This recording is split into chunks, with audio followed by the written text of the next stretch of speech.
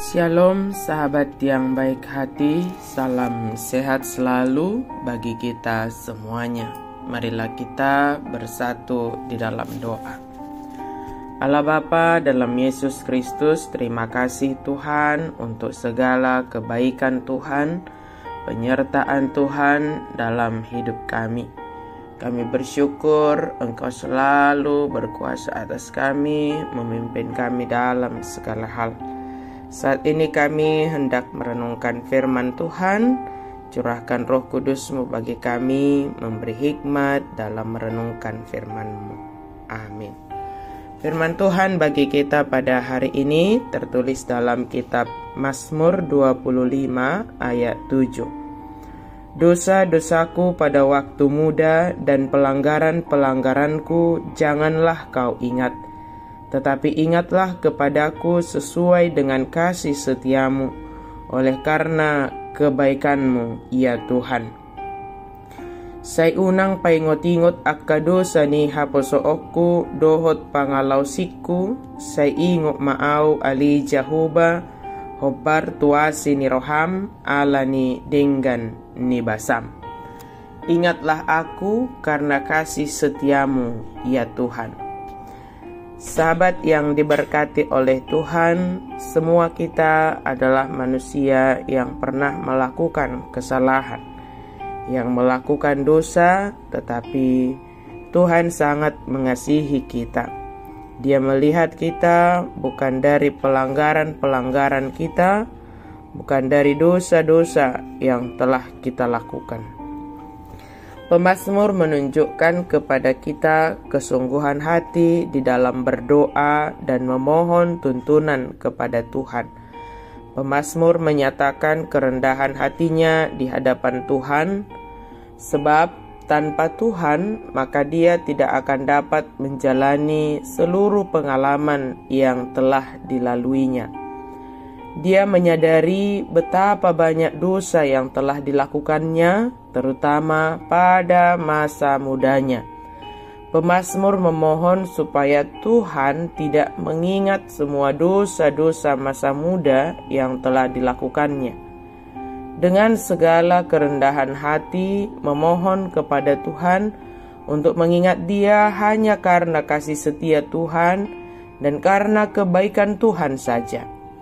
Artinya, pemazmur tidak mengandalkan dan tidak menyombongkan segala kebaikan yang pernah dia lakukan atau kerjakan sepanjang hidupnya di hadapan Tuhan. Penyesalan dan permohonan akan belas kasihan dan kebaikan Tuhan yang dimohonkan oleh pemazmur. Mengandalkan kasih setia dan kebaikan Tuhan di dalam permohonannya. Sahabat yang baik hati, bagaimana dengan kita? Ketika kita menghadap kepada Tuhan, memohon kepada Tuhan, berdoa dan meminta kepadanya, apakah kita jatuh seperti halnya orang munafik yang membesar-besarkan, membeberkan semua apa yang telah dikerjakannya di hadapan Tuhan?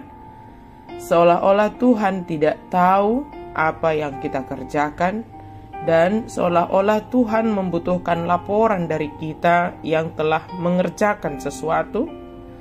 Firman Tuhan menuntun kita hari ini.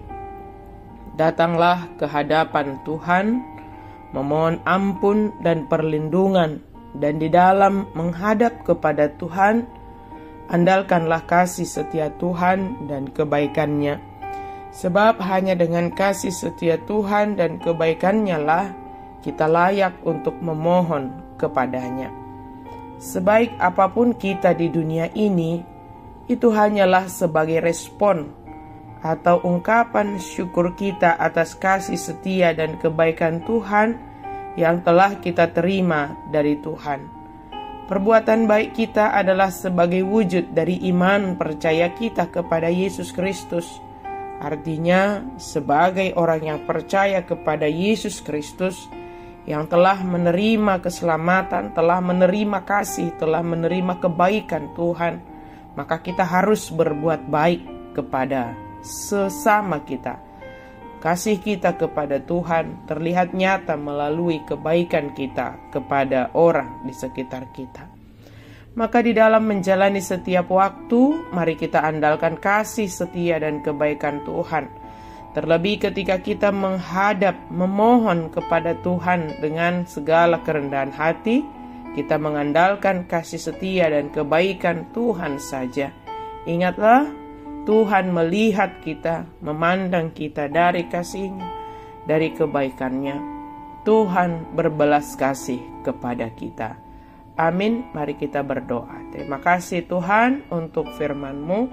Kami percaya Engkau sangat mengasihi kami, mengampuni dosa-dosa pada masa muda kami. Pelanggaran-pelanggaran kami tidak Kau ingat Tuhan. Engkau melupakannya, Engkau memaafkannya.